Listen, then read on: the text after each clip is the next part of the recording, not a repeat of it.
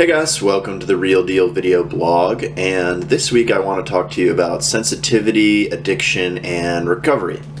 So, do you ever feel like the people you know who struggle with addiction are maybe a little bit more sensitive than the average person, maybe even overly sensitive, or maybe you've struggled with it yourself and you're in recovery and you've always felt that way, a little bit more sensitive, a little bit different from other people? Well, don't worry, you are not crazy. This is something that is very, very common in addiction and recovery.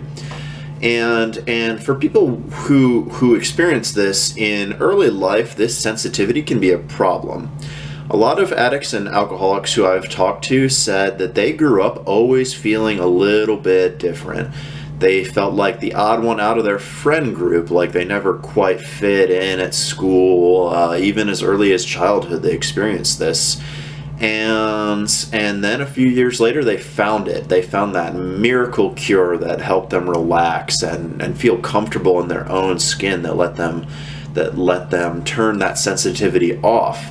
And of course, I'm talking about drugs or alcohol, that one substance that someone found that made everything just perfect, that made things slow down and seem normal. And it seems like a miracle cure, but of course things don't always quite work out so miraculously, or I wouldn't be sitting here telling you about it. Over time, this miracle cure starts to work less and less and less. You start to need more and more to get those same effects, and if you're not able to get your daily dose, your morning dose, you feel terrible. Things are even worse than ever. You're more sensitive, more upset. Life is even harder to deal with than it was before, and another consequence is that the consequences start piling up. You have broken relationships, burned bridges, lost jobs, maybe even jail time, having your family do an intervention, financial insecurity, more emotional problems, mental health issues. There's pretty much no end to the consequences of addiction, as I'm sure a lot of people are very familiar with. So it turns out that this miracle cure doesn't work so well after all. So when people are faced with this choice, they have the choice of getting sober, finding recovery, doing whatever they have to do to get free of this addiction, or going on to the bitter end, which as they say is jails, institutions, and death. Most people choose recovery. Surprisingly, not everyone, but a lot of people luckily choose recovery. Millions of people just in the United States do. But then they are faced with a problem. They still have that same sensitivity, but they don't have any more medicine to treat it with. So what do?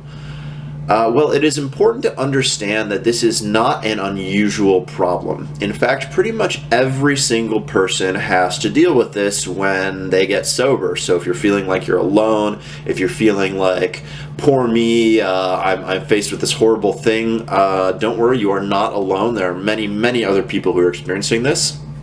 And that is why recovery and treatment programs have specific steps and techniques to deal with exactly this problem. In fact, the AA Big Book, the Alcoholics Anonymous book that the program is based on, talks all about this, and that book's been out for almost 100 years now. And so this is not exactly a new problem. And then once you work through those steps, once you start following the process, doing what you're supposed to do, something crazy starts to happen. People find that this sensitivity actually becomes an asset for them. Once they learn to deal with life on life's terms, which is another common saying around the circles, they are in a unique position. They have more understanding and empathy when it comes to addiction than anyone else possibly can. When new people come into recovery, people who are already there can connect with them, and this connection is on a deeper level than anything that can be achieved, even in a professional setting. And I'm not discounting professional treatment, counseling, psychiatry, but but people who are sober have a unique ability, a unique offering to other sober people that no one else who hasn't been there can match.